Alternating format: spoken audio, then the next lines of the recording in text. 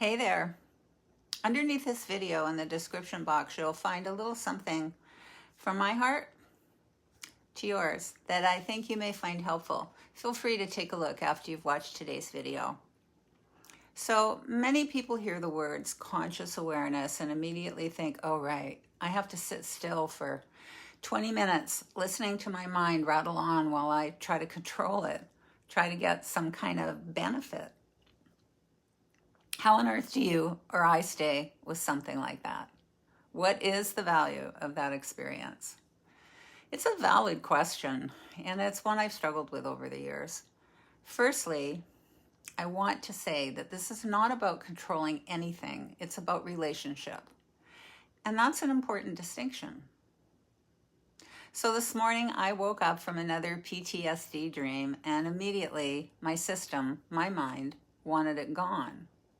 Right? Of course. The mind started generating interpretations, emotions, pain points, memory fragments, just trying to make sense of it all.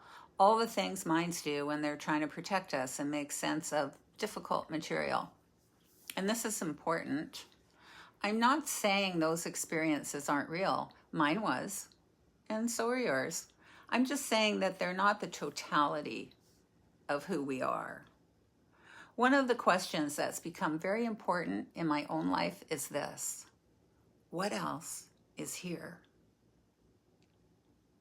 Not how do I get rid of this, not how do I transcend this, not some kind of transactional relationship that the mind has with itself that says if I do this, I'll get that.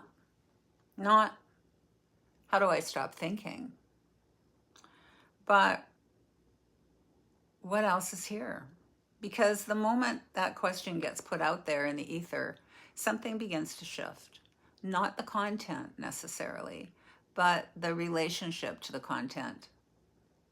And here are some reminders if you're new to this, and even if you're not, it does bear repetition that the mind is brilliant, truly, even though it can be constantly on the move, trying to solve, predict, protect, repair, interpret, rehearse, incessantly sometimes, especially when we're experiencing difficult material. Conscious awareness, on the other hand, is not another thought process layered on top of even more thinking. It's more like discovering or having the ongoing recognition that there's a larger field in which thinking is happening. That field or dimension is experiential. It doesn't exist via thought.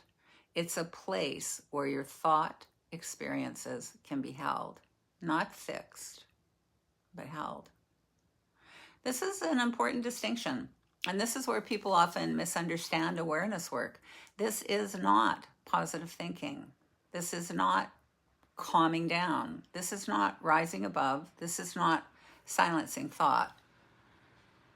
We don't need to destroy the mind, capture it, put it behind bars, or punish it. It won't stay on death row anyway. The mind is not the enemy. The mind is simply not the entire field. In experiential language, this shift can be incredibly subtle. When I ask, what else is there? I'll often have a feeling of dropping into or settling back that in some ways feels quite refined and honestly has a certain elegance about it, even in the midst of an intense mental storm. I might begin to notice the light in the room, a breath or two, the feeling of the chair underneath me, the fact that I'm making tea, the experience of life happening alongside the storm. And all of this is not from my thought process inside my head. It's an experience in the field of conscious awareness. And in that wide field of experiential awareness, capacity returns. And it's not because my mind solved itself and its so-called problems with all of the complexities that are inherently there. The mind will continue with what it wants to do in terms of solving, fixing, ratifying, regulating. And we can allow that in the field of conscious awareness, because awareness is the room, the big room, the room that exists from a different perspective that's beyond thinking. In closing today, I'll offer this. This is not a one and done process. We come back to this again and again. This is definitely not about control, but about relationship to what is.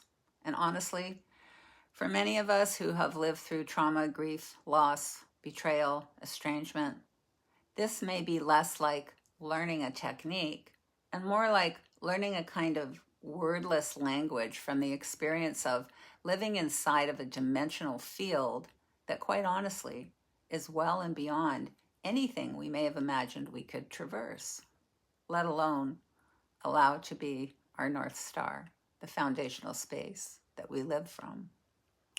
Conscious awareness. Stay with me. You really don't need to navigate this terrain alone. And thank you for being here today. I'll see you again soon.